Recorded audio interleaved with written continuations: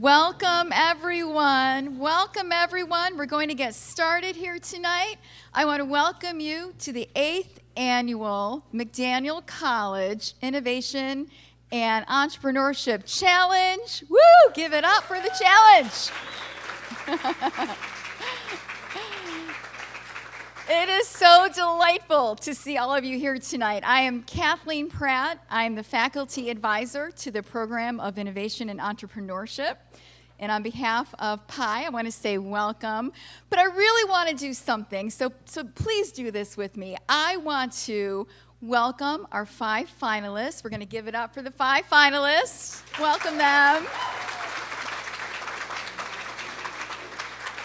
And to look in this room, and I see some of their alumni mentors who are here and some who came very far distances. Let's give it up for them.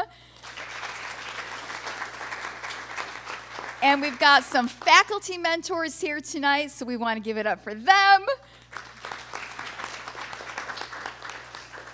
And all of you, family and friends who are here tonight. And if you're a student here tonight because your professor asked you to come, welcome. We're going to give it up for all of you. Welcome to our illustrious judges. Thank you for being here tonight as well. Huge applause to you. Thank you. And Pie Club is here tonight. They're in the house. You'll hear from them a little bit later, but I want to encourage all of you to enjoy the lovely food and beverages that are here throughout the evening. Throughout the evening when we have organic breaks, not while we're doing the finalist presentations, but visit the Pie Club tables. I think you might find some wonderful things that our student entrepreneurs have made, and they would love to sell them to you. So make sure you pop over there. But without further ado, before I introduce our really, really just beautiful, special, wonderful Associate Vice President of Student Success, I want to do this. Oh, that's me. I want to say Community Media Center, thank you so much because you are live streaming this. And you've been amazing to work with. You've just been amazing to work with, even last minute, like, hey, can we play some music tonight? And you say, we will find a way. So thank you for being here. Without further ado, I do want to introduce to you our Associate Vice President of Student Success, Christine Moran.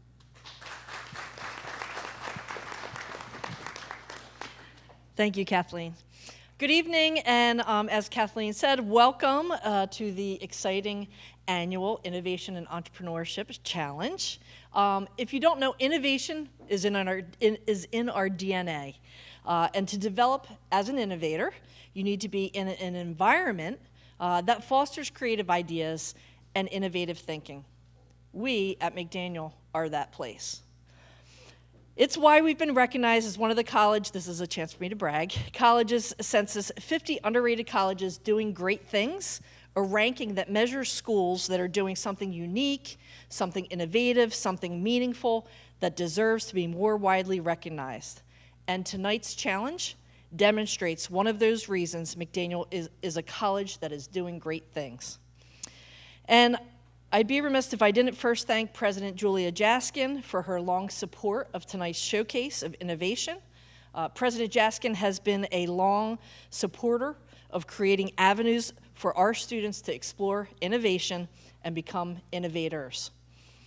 There are so many people I'd like to recognize and thank for their part in making this 8th annual challenge happen. So first, let's recognize and thank our judges for making this annual challenge happen, and I want to introduce them. We have Denise Beaver, if you could wave your hand, thank you. And there's information in your programs, but briefly, Denise is the director of Carroll County Department of Economic Development, that's a little mouthful there, and has been employed by the Carroll County government for 30 years in the workforce and economic development area. So thank you, Denise. We have Jason Stamball, if you could wave. And we are very proud to say that Jason is a graduate of McDaniel College. Jason, yeah. And Jason is a certified treasury professional and has led teams since 2010 to develop and scale enterprise SaaS platforms. Thank you. And serving customers in education, retail, and financial services sectors. And last but certainly not least, we have Karen Zaccardi. Wave your hands. And Karen's the manager for the Rural Business Innovation Initiative at TEDCO, the Maryland Technology Development Corporation. She brings TEDCO resources to the northern counties in the state and specializes in early stage tech startup development.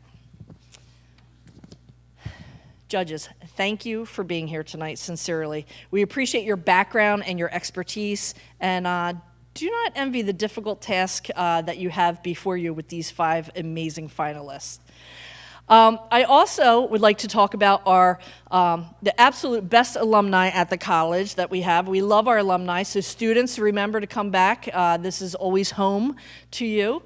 And tonight, I'd like to thank our 5 alumni who, with their important and busy lives, so graciously agreed to mentor one of our finalists. Each of them had a finalist. And you'll see their names. I'll just scooch to the side here.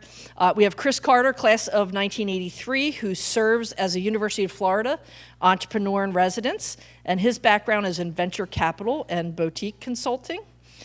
We have Scott Dane, class of 1980. Scott, you want to give a wave? Scott's here. And Scott's extensive experience includes retail, restaurant, professional services, defense manufacturing, R&D, aerospace, IT, and finance, to name a few. Thank you, Scott. And Kristen Kober, class of 2000, who was unable to join us, but is an executive coach and strategic consultant with expertise in business strategy, leadership development, and talent management. Jessica Watson, is Jessica here? Okay. Jessica, class of 2005, is the CEO and creative director of Points North Studio, where she partners with clients to build brand and communication strategies. And Steve Vandergrift, class of 1976, whose experience includes computer software, internet, wireless, and information services. So we have a small gift as a token of our appreciation, and I just want to say thank you again. If we could give an applause for our judges and our alum.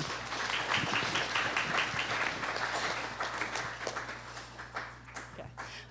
McDaniel also has amazing faculty committed to student success. And tonight I'd like to thank the 5 faculty who, again, gave their time and energy and support and guidance to mentor one finalist each. There's Dana Ferreras, professor of chemistry. Dana, if you could wave. Thank you. And we have Lori Hockley, lecturer and coordinator of business. Thank you, Lori. Chloe Erla, associate professor of art. Kathleen Pratt, who you just heard from, adjunct lecturer, business. And Bob Trader, associate professor of communication and cinema. I would also be remiss if I didn't take the opportunity to thank 2 special individuals who have been the driving force behind this event tonight. They are Kathleen Pratt and Jennifer Yang. It would be great if we could give them a round of applause as well.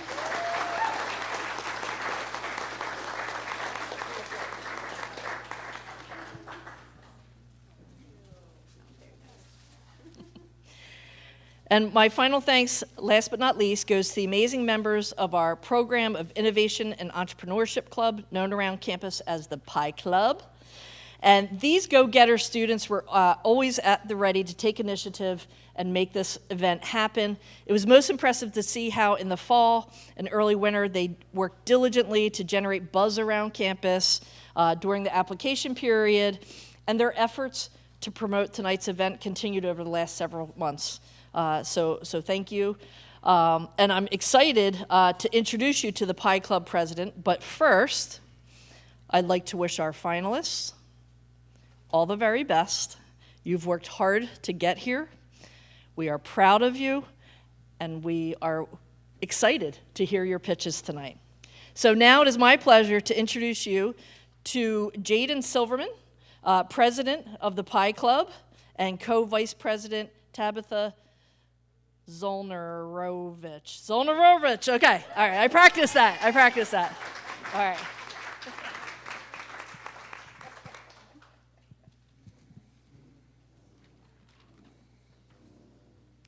Hi, guys.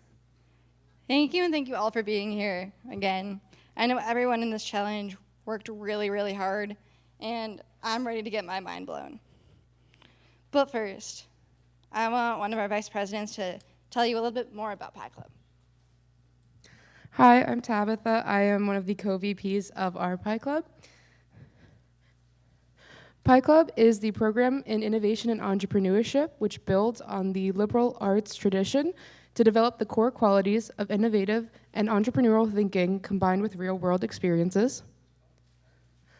Our first highlight is the Spaghetti and Marshmallow Challenge. We had to build a stable structure out of a limited number of spaghetti noodles and marshmallows. It was a lot of fun. I'm not just saying that because I won it.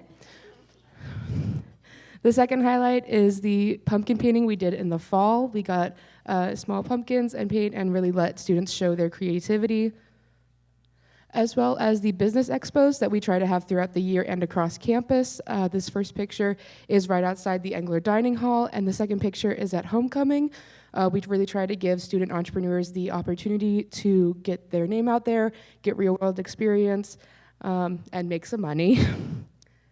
And a future idea that we really want to do is practicing 1-minute elevator pitches about an ideal business and giving prizes for the best pitches.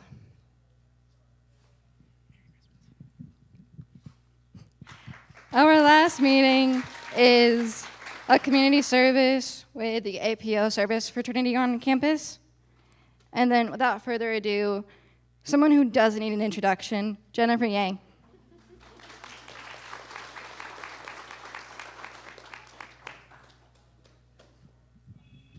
Thank you very much. All right. My name is Jennifer. I am the entrepreneur resident here at McDaniel. This is my 4th cohort, and I love this project every single year. It is so much fun. And but before I go and launch the program today, I have a quick question for the group here.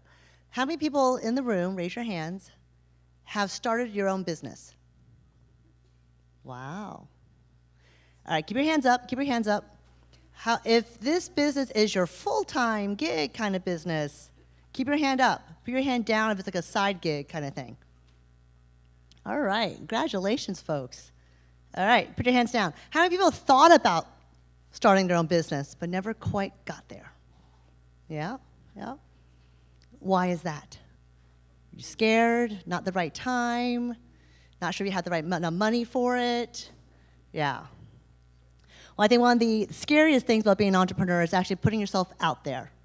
And the one thing about all the applicants for this challenge, they put themselves out there. And I must say that I'm so proud of all those students for just putting their idea and giving it a shot, because for most people, they're way too darn scared or not sure to even take that first step. So the process to get here today, there was an application process. We had about 12 applicants, and we selected 5 finalists. We had most of the faculty mentors who we just were introduced were part of the selection committee with me. And we had 5 finalists, and they had to go through an 8-week boot camp.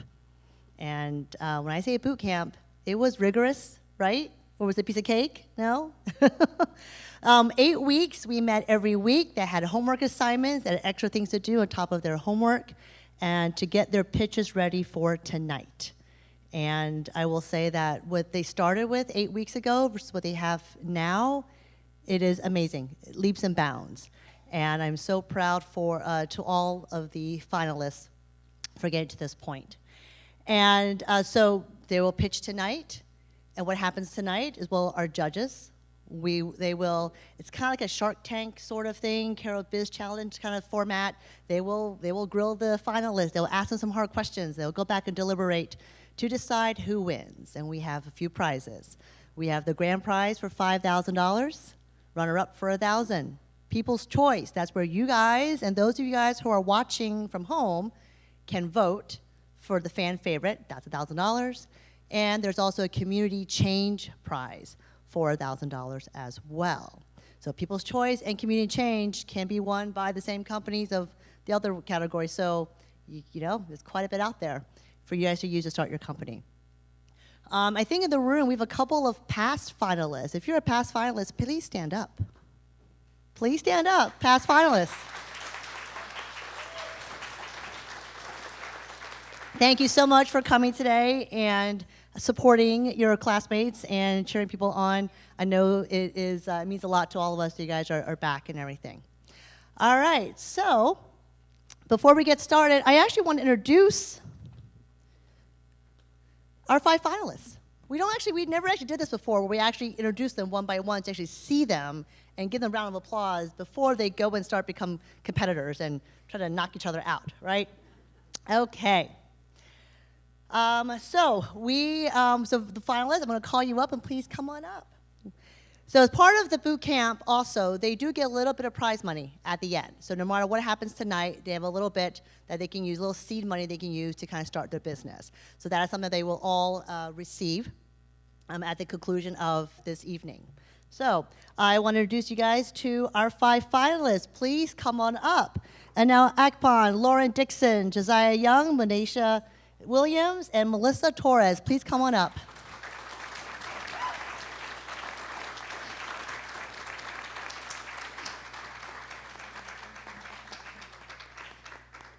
Yes, these are our 5 finalists. We have some certificates for you guys, and I'm going to pass them out in whatever order they are. You just make sure you give it to the right person. So, Melissa Torres, there you go. Lauren, there you go. Yes. Asia, Josiah. There you go. All right. So from this point on, they are going to be competing for this prize money. It will be a 5-minute pitch, 5-minute Q&A. They'll go through. It'll go by really, really fast. You guys excited? You guys ready? Are you guys ready to hear their pitches? Yeah? All right. I know. I'm really excited. I do not get to vote, so thank goodness, because I'm not sure how I would at all be able to pick. But I would say that every year when we do this, I feel extremely proud. I know we kind of grilled you guys pretty hard and asked you pretty hard questions and pretty tough deadlines, but I'm very, very proud of all the work you guys put in. Part of this process is to make you live the life of an entrepreneur a little bit, where most of us, we have to kind of juggle our day job, juggle this idea we have, up to 3 a.m. thinking about some stuff. You know, they went through all that. So, yay, congratulations. Thank you, Jennifer. You're welcome, you're welcome. All right, take your seats and we'll get started in a second.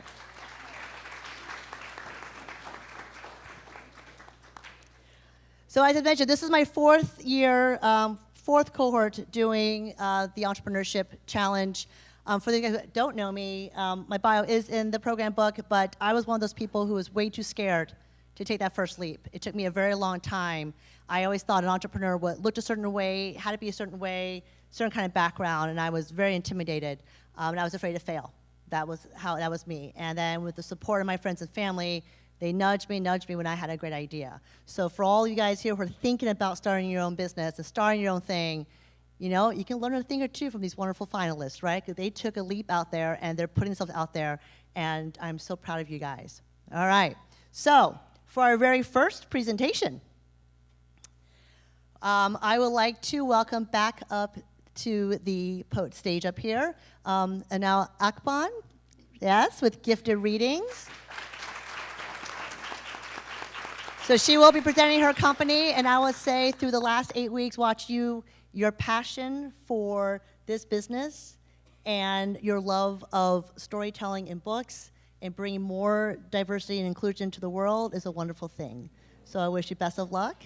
Thank you, I appreciate it. And I will start the clock in a second. Hold on.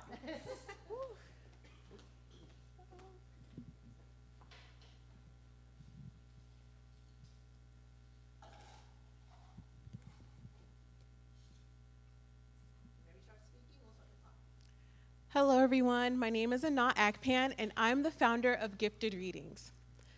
Gifted Readings is a publishing company dedicated to serving children in underserved communities and establishing underrepresented authors and illustrators.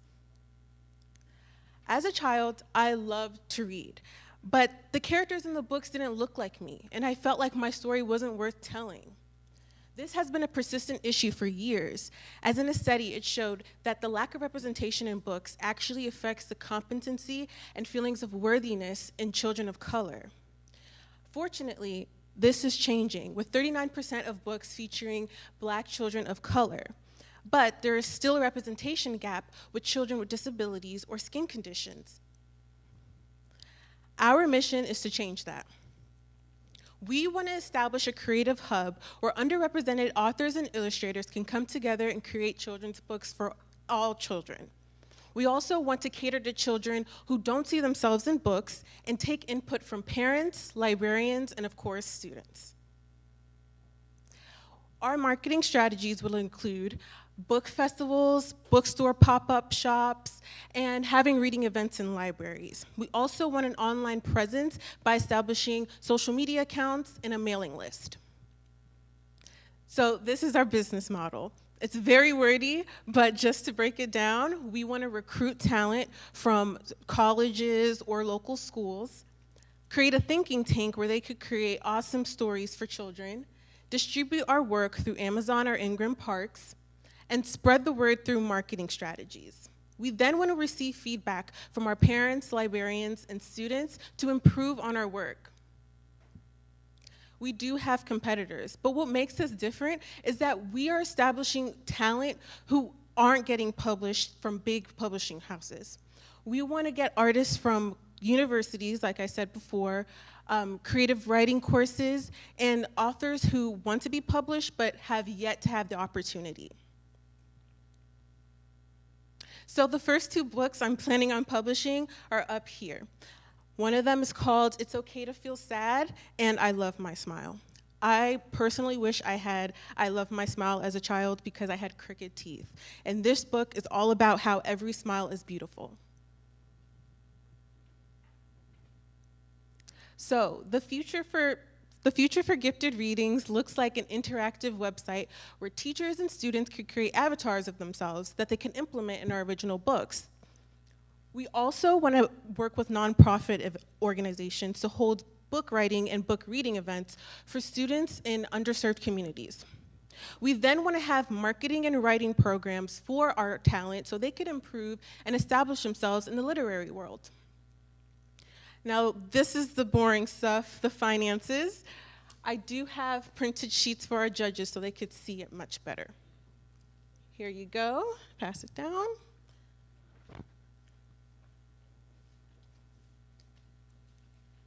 As for our team, it is just me at the moment, but I'm hoping you guys can join me on this journey in spreading the love of literature to children everywhere. Because reading is a gift. So why not share that gift with every child? Thank you guys so much. I appreciate it.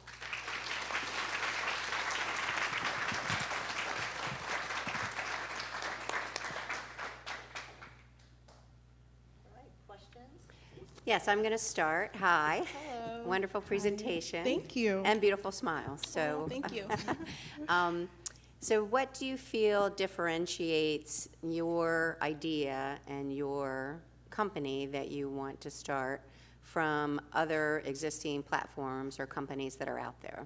Right. So I'm looking to differentiate us by getting talent who we find on LinkedIn or Indeed or social media who want to be published, who don't have a name in the literary world, and who want to represent, their demographic. There's so many publishers or publishing companies that sort of have criterias on who they're willing to publish, and we are accepting of all, and we want to develop our talent. We're not, discriminating or pushing anybody out of the publishing world.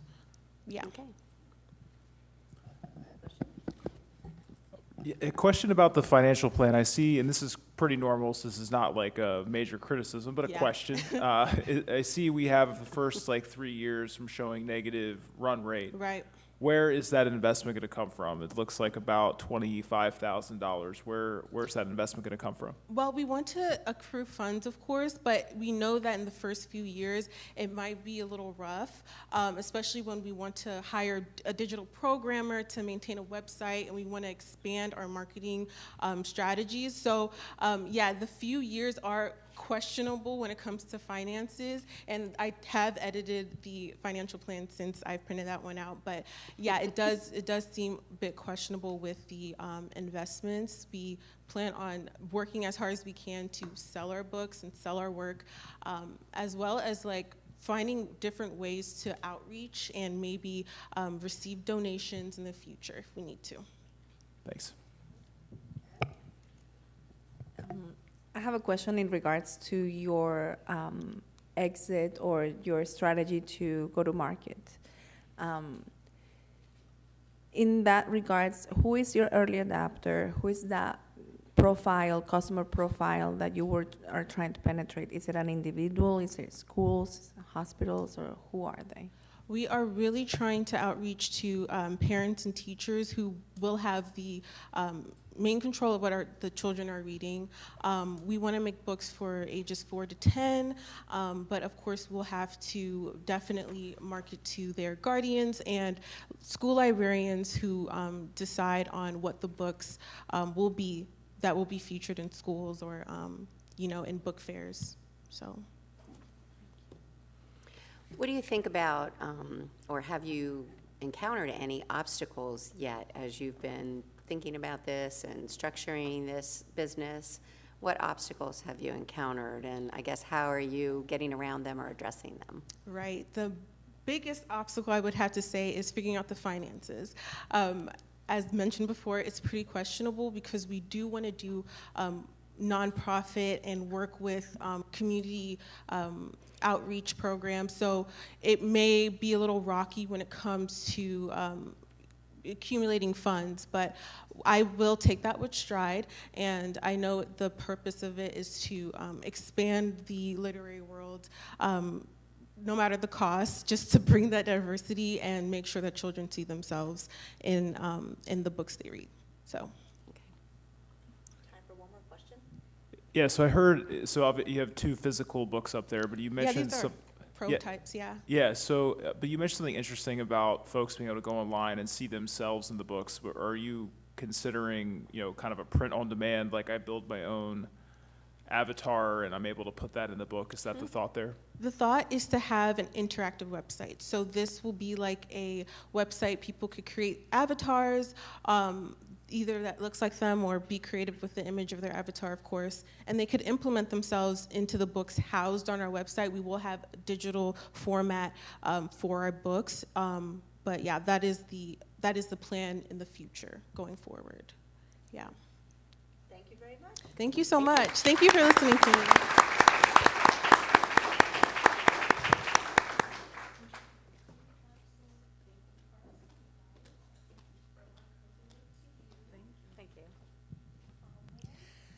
Thank you. Thank you. Thank you. All right. So we're going to roll right into the next one. So Lauren Dixon, ready? You are. So with Lauren, we've seen her stretch, definitely stretch beyond her comfort level, and had to get a little sciencey even too. So I was very impressed about how much you kind of roll with all the different shots we kind of send your way to kind of figure out your business a little bit better. But one thing that, as we all learn as entrepreneurs, is that you got to roll with it, right? And sometimes you have to ask some other experts for help, and sometimes you need to kind of reach out to others and understand your own limitations, and it is okay to reach out to others and consult, right? So you ready to go? All right, Lauren Dixon, here you go.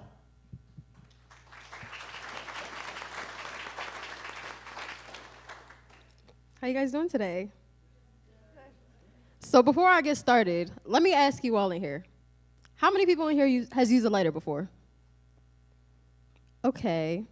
Could somebody tell me what a problem is that you face with your lighter? It's funny that you say that.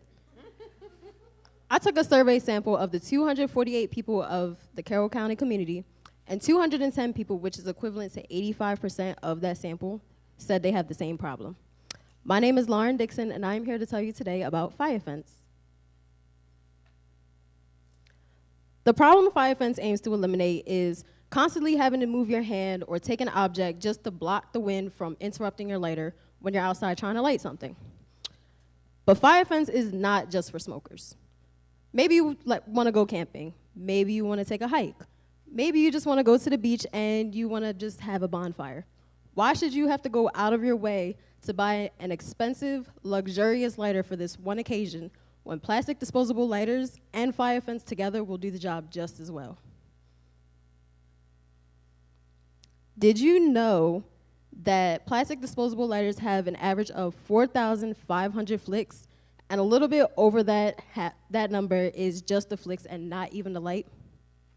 In 2023, the lighter market stood at $6.53 billion US, with plastic disposable lighters dominating over half of that market at 58%, which is equivalent to $3.78 billion. The remainder of that market split between metal lighters at 32%, so like Zippo, DuPont, and then other lighters like electric lighters, standing at 10%. So what is FyFence? Well, let me show you.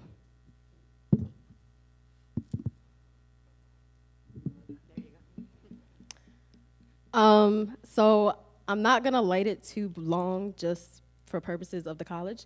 But so basically the way that it works is that FyFence clips onto your plastic disposable lighter around the flame, basically providing protection in all directions.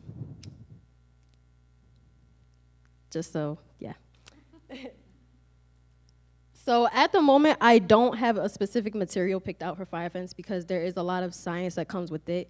And with the proper funding, I will be talking to the appropriate people who will help me get better insight on that. So material experts, manufacturers, and environmental experts to ensure the safety and convenience of FyFence. To also ensure the convenience of FyFence, you will be able to find FyFence in places like smoke shops, gas stations, anywhere that you would really be able to find your disposable lighter. So what makes FyFence different? Well, compared to Zippo, if you don't know what Zippo is, it's a metal lighter that you have to buy the fuel separately. This is an empty Zippo. And this is a non-detachable case. A review that I found on Amazon, they say, unfortunately, I was let down in the reliability department to buy Zippo. The fuel is free to evaporate away as the lighter sits unused. The lighter stops working or igniting literally within the month of a purchase. The wheel jams, but it also really doesn't work differently in the wind. So next, let's talk about Flame Buddy. Flame Buddy would have been FyFence's biggest competitor if they were still in business. Their last Instagram post was from 2017, and they're located in California, Pasadena. Something that they also did, they used injection molding of their process to make Flame Buddy, but also they sold it for $2.49. And lastly, electric lighters, they've come with charging problems, increase in fire hazards, and a review that I saw on Amazon did not work outdoors for a campfire. It can only work in a sheltered area. Would not even light a propane torch in the garage. So what would I do with funding for FyFence? Well, not only would I be talking to the appropriate experts, getting insight on the materials, but I would also be looking for partnerships with BIC to decrease the price and also get a more solidified price for FyFence. I would also be ensuring that FyFence remains convenient by continue selling it through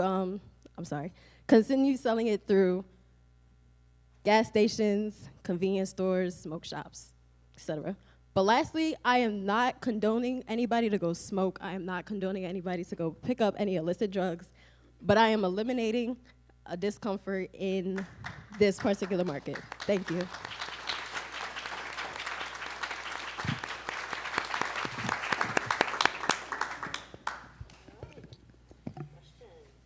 Great job. Thank you. It was a really good presentation. Can you talk to us a little bit about the pricing and how you figured out how much to charge per unit? So I realistically don't have a set price, but I do have price goals. So I want to keep FyFence between $5 to $12 to ensure that convenience factor is there. But I also want to ensure that FyFence is still making profit off of the material. So in order for me to do that, I would have to do prototype testing. I would do that through 3D printing, transitioning to manufacturing.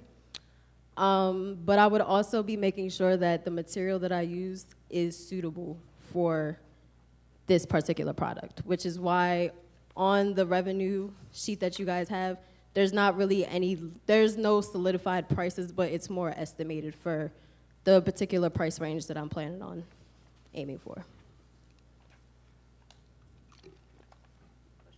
I'm curious about the name that you chose and why you chose the name, and how does it relate to your product?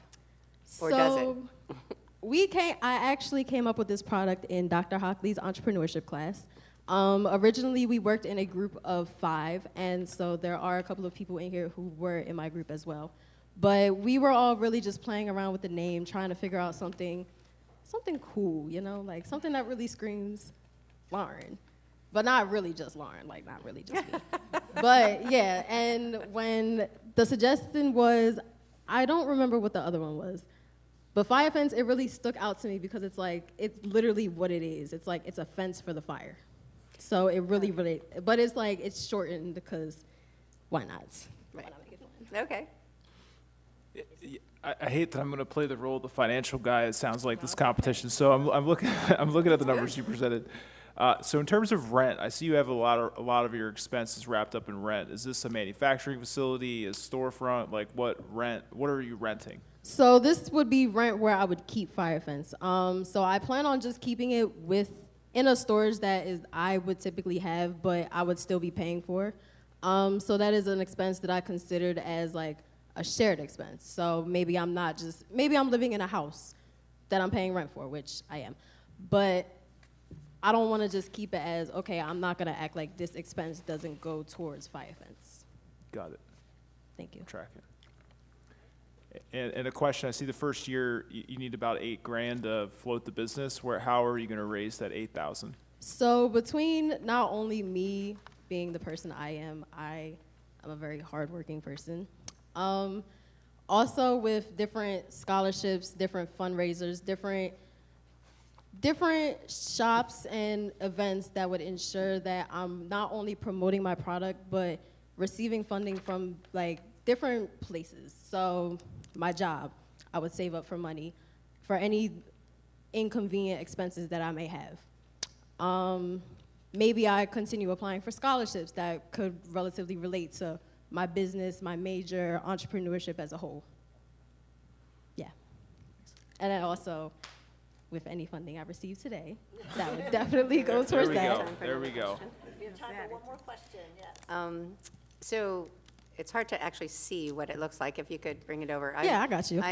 I'm a little concerned about the portability of it, and people like to go smaller and convenient and store it in their pocket or their hat or wherever, so they don't lose it. Now you're extending, the actual lighter by adding on a piece to it. So I know you have to go through some other product iterations and things like that, but I guess how are you going to address some of those maybe consumer concerns? Yeah, so this is not a finalized design, but I still am in the process of reworking my design that also comes with material testing as well. So on these diagrams that I did hand out, and also they are on the slides, I can go back if you guys would really like to see it. I did say that there is like this optional clip. And so a potential design that I have of FyFence is that it's just like a flat sheet that you can fold, but it's fireproof. So it doesn't catch on fire, it doesn't let off any chemical emissions, etc.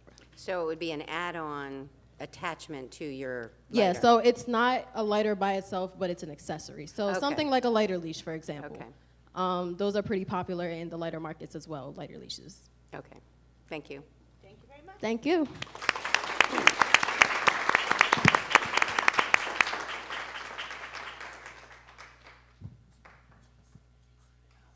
All right. 2 down, 3 to go. For the 2 who just went, do you feel more relieved now? Yes? Whew, big sigh, yes. All right, so far so good, huh? Yeah, this is, I'm pretty excited. This is a great group.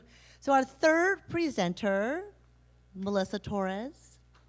So Melissa's company, on the program book online, you might see the name MYCHI, which is her original name of her company, which she has thus changed to Resilient Roots, which you'll hear more about why and more about what the company is about. But one thing also is that when we talked about whether or not she should change and pivot, was it okay? And we, of course, we said, of course it's okay. As a journey, you start your own business, you change a lot. I mean, we always joke about the word pivots, like the thing you say almost every single day, because you have no idea what to expect. You have to change course, you change. That's how a business evolves. So it was totally okay, and we are excited to hear more about your business.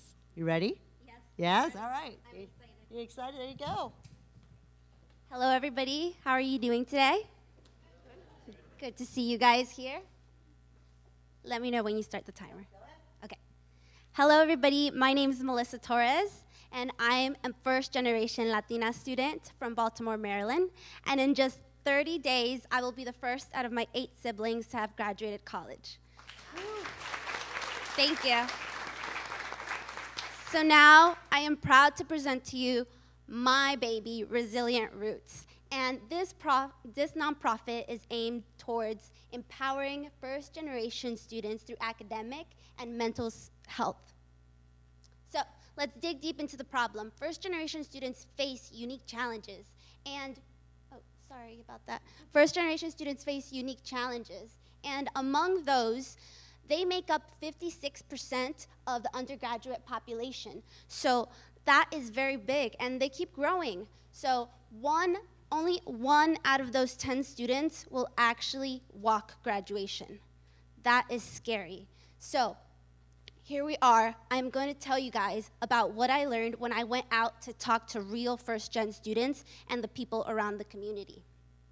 And I interviewed 65 people and surveyed 211. I had one major finding among all of these, and it's that first-gen students and their peers and family don't know what resources are available for them, and often they're not in a language they can understand, either their native language or they're full of acronyms and stuff that they don't know what it even is.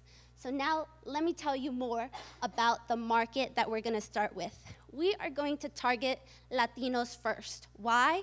Because they're the fastest growing minority group, and they make up 69% of first-generation students. But we also want to help all students in the future. This is just the market that we're starting with, and their families. So we can start with 16,000 just here in Maryland, and focusing and partnering with Maryland businesses all around. Now, here's our solution. Resilient Roots is not going to be one solution. It's going to be an entire ecosystem of resources for students. We're going to have a central hub, which is our website, partnerships that are all from alumni to people like students who want to give back to their community who have been there, and partnerships, partnering with nonprofits who they may be our rivals, but they have networks and opportunities established that we can also work together towards this common goal. And social media and community, meeting students where they are is very important. Here is our ultimate mission, turning dreams into degrees. We want to make sure that every student, no matter their background or their family status, has the opportunity for education. We obviously have competition, and I've used a lot of these nonprofits, but I myself had to piece their services together because they do not offer everything that you need. They do not offer everything. So we are first-gen focused, Latino focused, and Maryland focused, and that is what makes us different. Our milestones is conducting research. This community needs a lot of research because often we don't know their needs. Creating engaging content, 5-minute videos to 45-minute videos and podcasts so they can access at the convenience of their time. Launching our website, fundraising, partnerships, and even an app in the future. Now, here are our financials. Excuse me. Here are our financials. First, we're gonna need about $5,000 to start our website, and this is gonna be done in the next year. Then we're gonna look to scale quickly to $50,000, $150,000, and $300,000. After looking at several 990s from different nonprofits, this is obtainable, and much of our funding will go towards the programming for students and families. These are our next steps. I'm gonna graduate in a couple of days, and I'm gonna start producing content and research, so talking to real people, videotaping it, and putting their stories out there. Next, I'm gonna create an advisory board, surround myself by the most brilliant people in education and also in the community. I'm gonna create my own website and start a pilot program with students from McDaniel. Thank you so much for your time.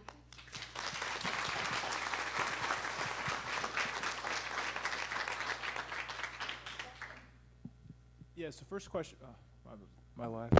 Cool. Yeah, so in terms of so it's a nonprofit business model and you're going out and raising funds, what organizations right now are funding these first generation students? Like where are those other orgs that you mentioned, where are they getting their funding from today? Great question. So they're getting their funding from a lot of Maryland grants and Maryland corporations, those that are based here, and other ones are getting national grants. But specifically here for Maryland, there is a lot of businesses, for example, under McCormick, that have programs within communities, especially for education and social support services that we want to tap into. Awesome. Can I ask one more question? So you mentioned you're going to start creating content. Yeah. What are the first 3 podcasts that you're going to do? What are the topics? Yeah. The top 3, I want to be a financial advisor, so financial literacy. I really think that this is an opportunity that students need, especially from this community. The second, on imposter syndrome. When I came to college, I didn't feel like I belonged. So I really want to make sure students know that they're not alone and there's other people who feel this exact way. And another one is mental health. Mental health was exacerbated by COVID-19, and a lot of people and students are currently struggling, and they need mental health supports like DBT or CBT therapy that can help them reframe their mind. Awesome, thank you. You're welcome. How will you track your progress and measure success? All right, thank you so much. I will track progress.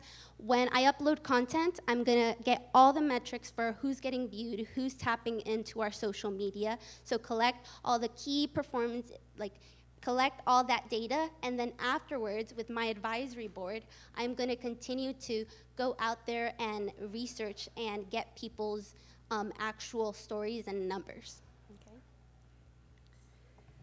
Okay, I'm guessing your programs would be in both English and Spanish? Yes, that's one of our competitive advantages, multilingual content and staff.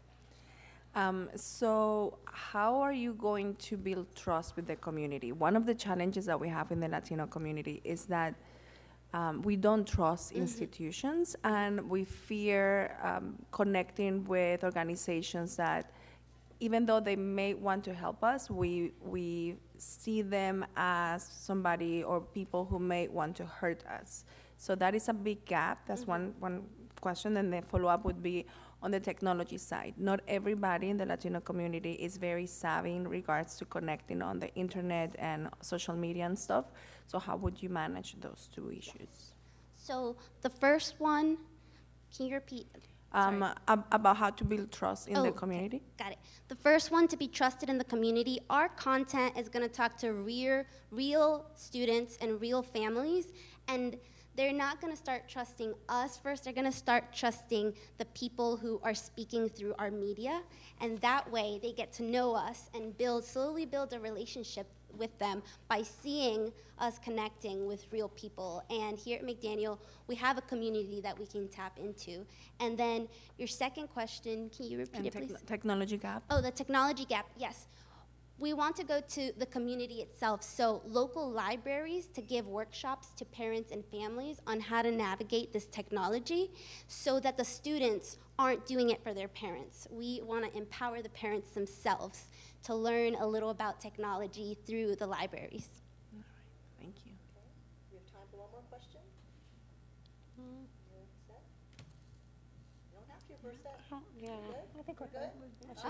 Yep. Thank you.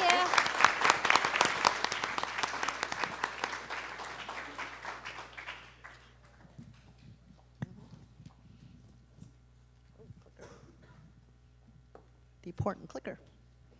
All right. Okay, so we have 3 down, 2 more to go. Munaja, you ready? Munaja Williams. So, as I mentioned, how we all learn little lessons throughout all of the 8 weeks that we had together, and I will say that Munaja, you're probably one of the most resourceful and crafty of all of our finalists here. And when we challenged her about her ideas and her product idea, we challenged her a little bit about, sometimes seeing is believing. Prove to us, show us. And she went and she did that. So I am looking forward to hear her presentation and see her demo here. Holy cow, wow. All right. I'm going to hand the microphone to you, and when you're ready to speak, just start, okay?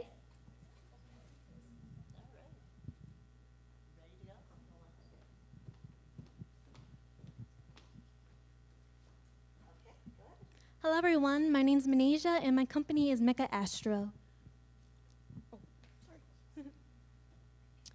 So through my journey at the Entrepreneurship Innovation Challenge, my concept had evolved from focusing on astrology to focusing on my bag transforming from a purse into a tote bag into a backpack, and have a variety of different styles and transformational colors. So what's the first thing you look for when you buy a bag? Raise your hand, is it the color of the bag?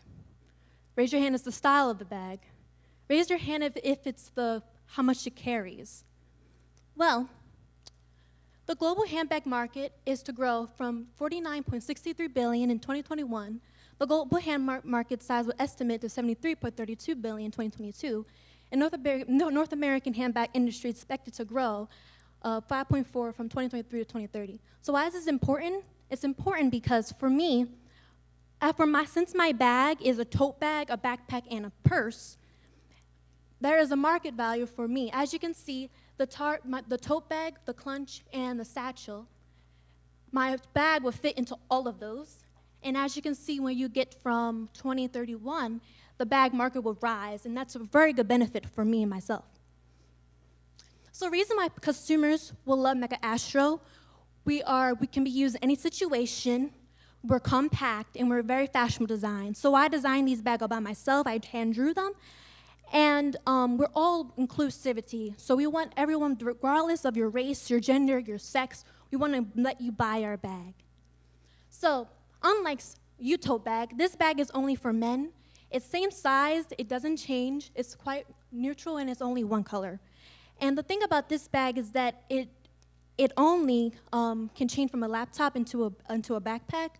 And sometimes there can be leakages. So now why convertible? Well, where it goes from purse to tote bag into backpack, it rolls flat into the suitcase, which I'll show you guys later. It's versatile, it's lightweight, and it extra bag when you're traveling, when you're going on a trip. My target market is fashion lovers, bag users, and travelers. So in my first 2 years, when I'm starting up in year 1, I would lose money, but by year 2 and by year 3, I'll be gaining a profit, which is very beneficial for me. Now my marketing, so MYCHI.com, my retailing who I'm hoping to partner with will be Brightside Boutique. My retail partner will be Lux Beauty in Westminster, and Instagram and Facebook. Now let me show how my bag works. Sorry. Okay. Tall. Can you hear me? Okay. So I made this bag out of a towel, out of a towel, out of a sheet, out of a rope, and out of cardboard. So this is just the prototype. So this would be the bag. So you get your phone. There's 2 sides of the bag. You can put on this side and this side. You put the phone in there. Lotion, you put the lotion in there too. There. Now, for the tote bag, all you do is you pull it down and it turns to the tote bag. Now, you want to return to the backpack, you flip it over, and boom, turns right into the backpack. Now, if you don't want a smaller if you don't want a big backpack, you can turn it into a smaller one. So, flip this over, then pull it through. Boom, it's back to the purse now. And then, if you want to wear a smaller backpack, now you just put on your bag. I have a little bit of this. Put on your back. And now, the smaller backpack. Now, remember earlier I was telling you guys about what can fit into the bag? Well, I have my laptop. And it's really convenient if you're traveling because let's say you don't feel like carrying your backpack, your tote bag, your purse. You just carry this one bag and put it right into the suitcase. So let's put that into here, into there, and boom. Now your laptop is inside the bag. So remember I was saying how at the beginning of my presentation I was talking about, oh, okay, well, I'm good.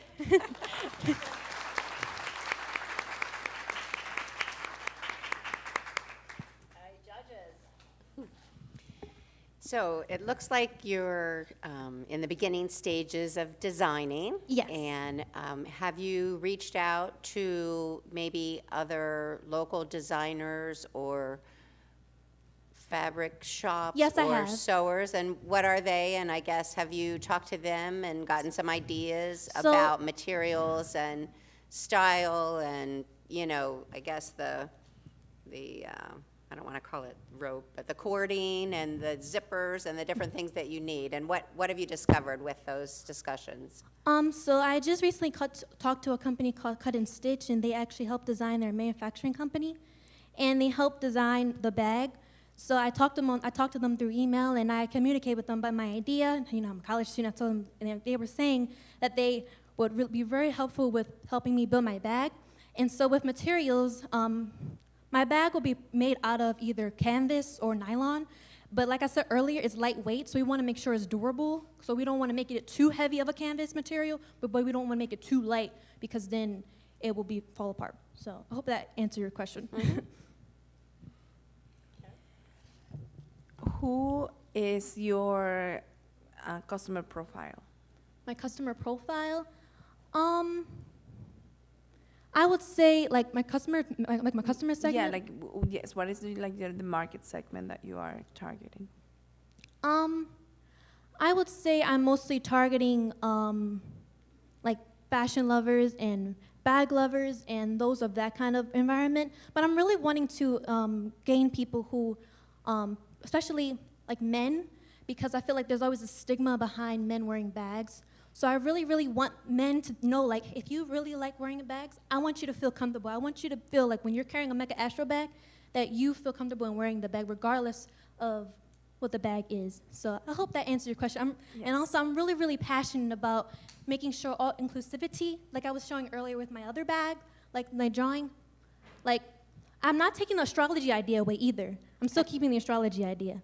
I have this LGBTQ bag, and I really want everyone to be included regardless of, who they are. So that's what I'm really hoping to do.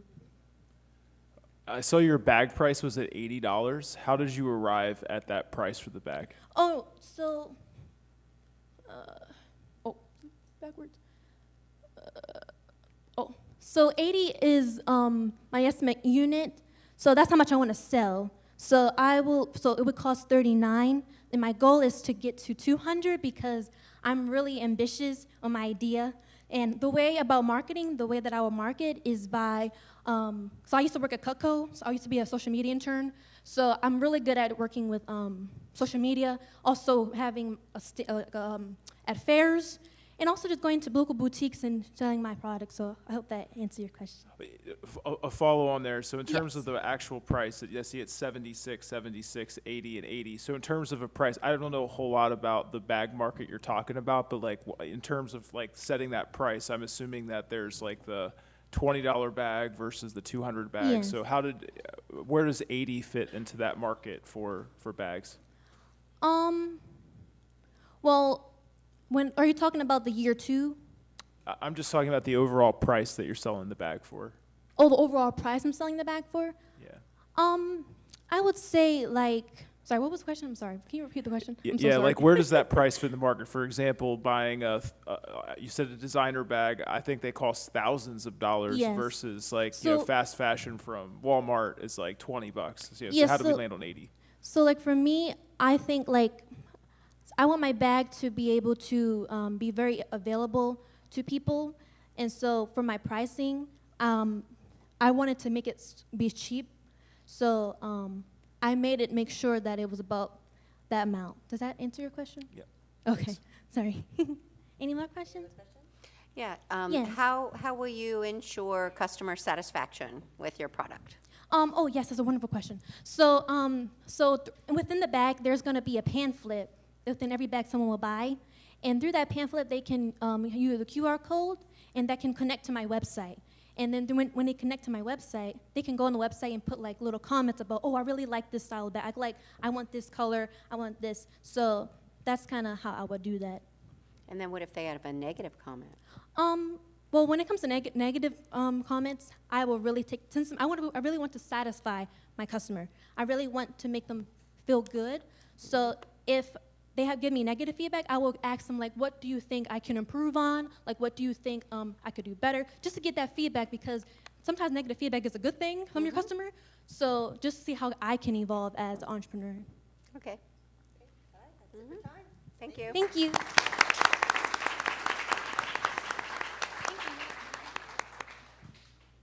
Okay, so we have one more left. Last but not least, we have Josiah Young, and he's going to give us a little glimpse into his creativity and dark humor for his company called Trauma.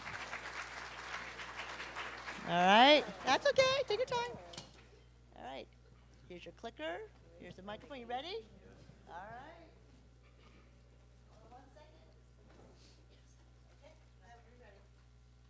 Greetings, Sharks. My name is Josiah Young, and this is Trauma.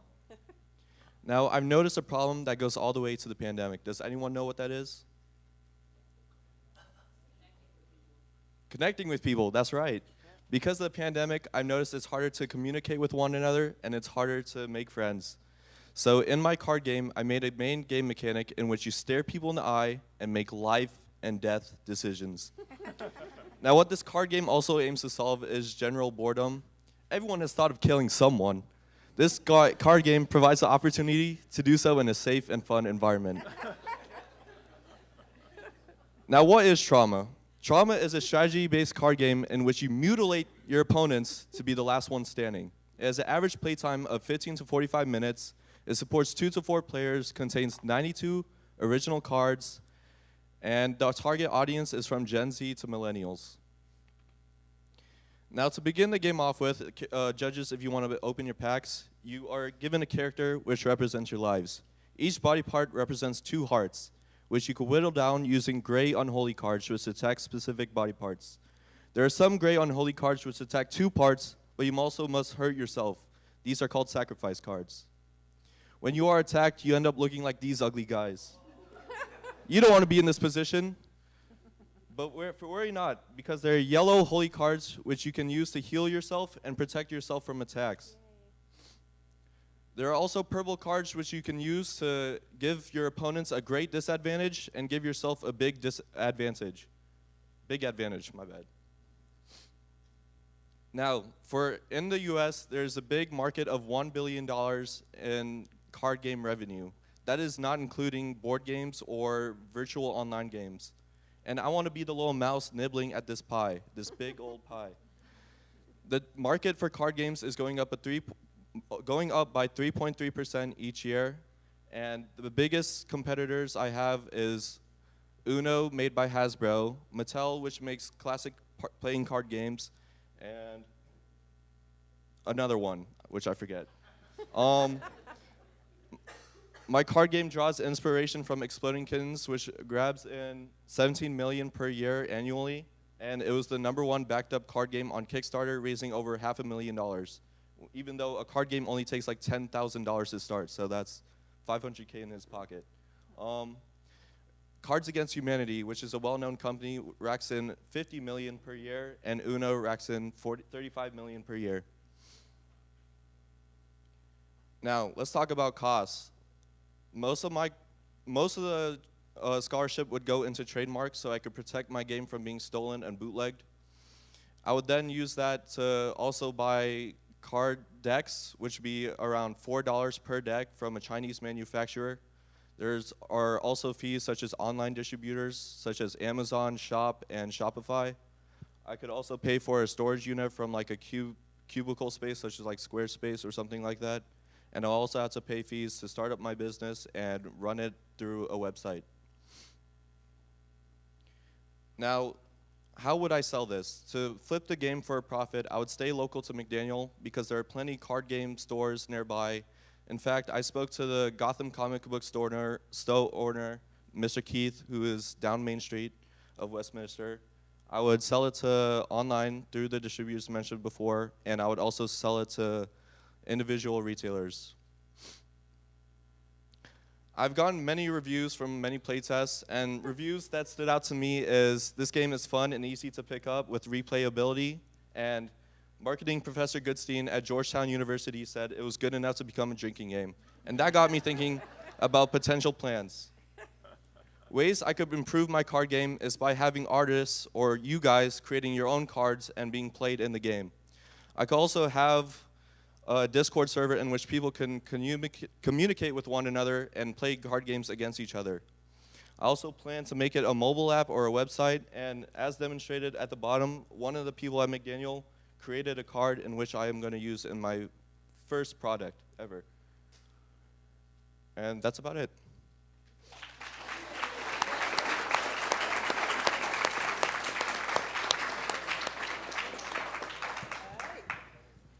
Jason, want to lead off with a question?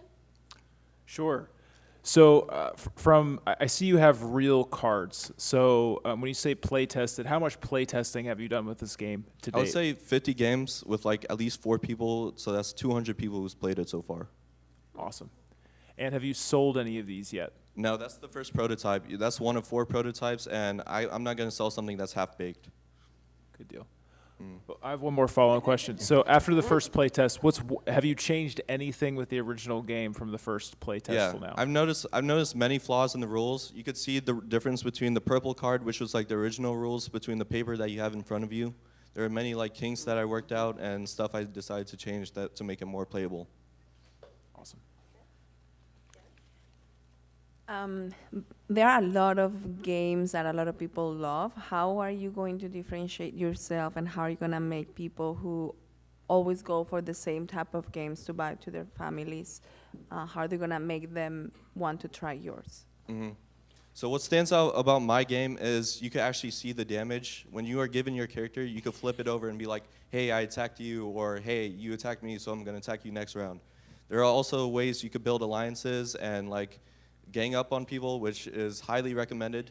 And what also stands out is, have you played Mafia before? Okay, so it's more of a whodunit game where you point at the person you want to attack. So at the same time, everyone puts a card down, and you have to actually point and show that person you mean business. So, yeah.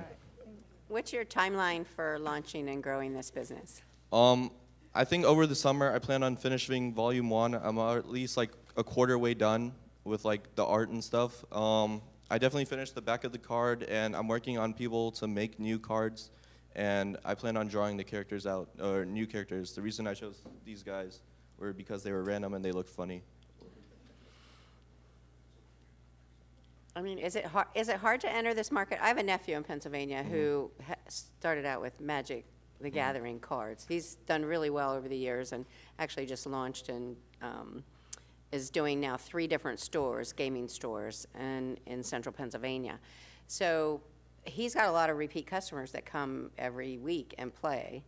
And is there that type of, I guess, dedication of fans of this game that, you know, that you could take your initial launch and then build on it to build something else or another aspect of the game?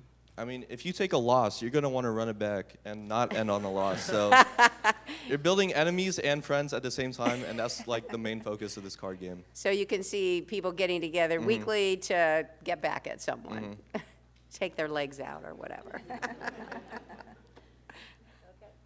Any other questions?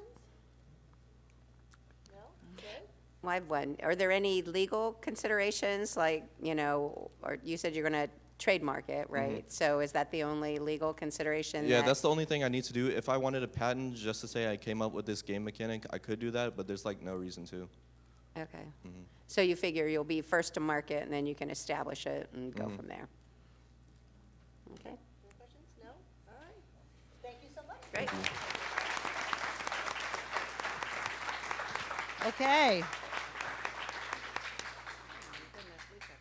So now comes the fun part for you guys, because Professor Pratt's is going to go into about how you vote for the People's Choice. We have wonderful guests with us for our intermission. Judges, we now have a hard job to go kind of figure some stuff out in the next 10 minutes. So we are going to leave the room. You guys are going to stay here. And Kathleen, if she is here, there she is. I'm going to hand the microphone off to you. Thank you, Jennifer. Thank you, finalists. Oh, judges, you've got hard decisions to make, so we'll set you free to do that. We have a real treat for everyone tonight. We have a real treat. In just a few minutes, our very own Green Terror Tone a cappella group, half of them are going to be singing tonight, so we're really excited to have them. But before they sing, I want you all to have an opportunity to vote for who you think should receive the People's Choice Award. It's a $1,000 award. Those watching, we encourage you to vote as well. Please go to what you see on the slide, slido.com. Enter that code. You'll see a little box, I think in the top right-hand corner. Enter the code. And then you should see a list of the names of the finalists, and pick one and enter. Now you can only vote once, and you can only vote for one person. So select who you like. We'll leave that slide up for about 5 minutes total. And then we will hear from our fantastic Green Terror Tones.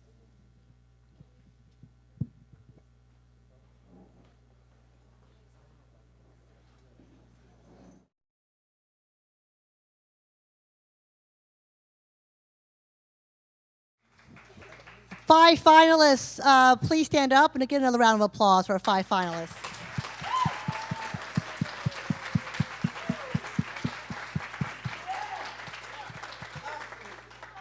What they did was not easy, to be able to come up here and present, not only to apply and put your ideas out there, and then to kind of go through the ringer for 8 weeks, hearing all these things we tell you got to fix, got to look at, got to research, got to do. It is overwhelming. Yet they persevered. And like I said before, all of you guys should be really proud of what you've accomplished. And please take all the things you've learned here. Ultimately, yes, it's a competition, but it's also a learning exercise. You're going to learn kind of how to think and operate and perhaps take some of these skills into your next phase, whether it be a startup or a job or in your studies. So our first award we're going to announce is the second place winner, who will win $1,000. Second place winner is, drum roll, Melissa Torres, Resilient Roots. Congratulations.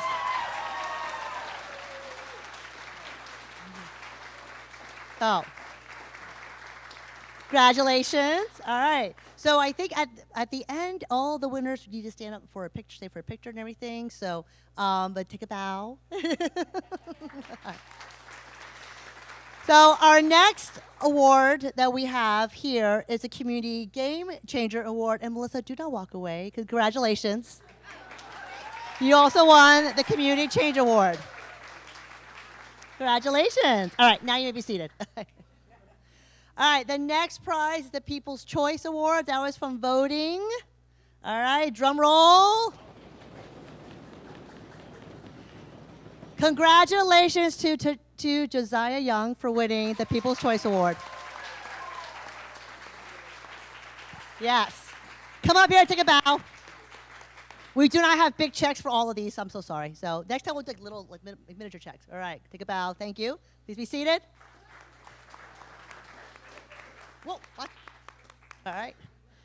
All right, and now for the winner of the 2024 Entrepreneurial Innovation Competition. You ready? $5,000. Give me a drum roll, please. Congratulations, Josiah.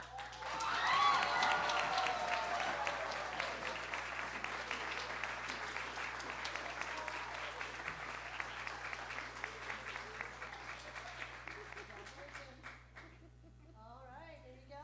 Now you get this. Yeah, take this around.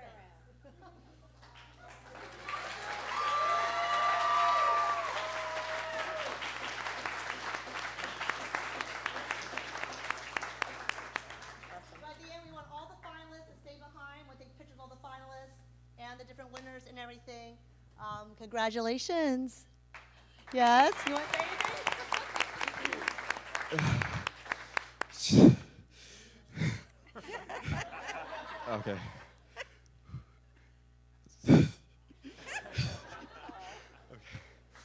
Okay.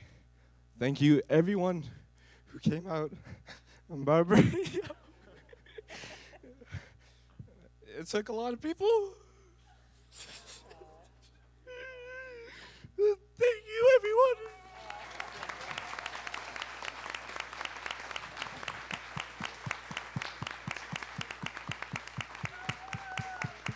So, Josiah, no pressure or anything, but we expect to see your cards on the shelves this fall, right? You know, and so, and, you know, we can help you turn into a drinking game, I suppose, right? Yeah, so. Congratulations. To all the finalists, I have tabulated your votes too, so I will be sending email to each of you with comments from the judges and an opportunity to do a debrief if you like. So please, you don't have to, but I will offer that to you guys to get a little more about kind of how to improve your idea and pitch. And there are so many resources here in the room, here in McDaniel, here in Westminster. If you want to take this business further, please come to me. I would be more than happy to talk to you. Rick is here from Startup Portal. Graham was here from Magic and 1 Million Cups. We encourage you guys to present there as well. Yes, Denise and Karen, who have the pulse of economic development in the county, in the state, will connect you with lots of different resources. It was a very, very, very, very tough decision. We were all blown away by how amazing everybody was, and you guys all brought your A game, and the personalities all came through in your presentations. So thank you very, very much, and please stay in touch, and we will follow up with all the finalists. Thank you for joining us here tonight. And Kathleen, any other closing remarks? Again, congratulations to our winners tonight, and congratulations to all of the finalists. It was really stiff competition to get to this night with 14 applicants, and 5 of you made it to tonight. So all of you are truly winners. Congratulations.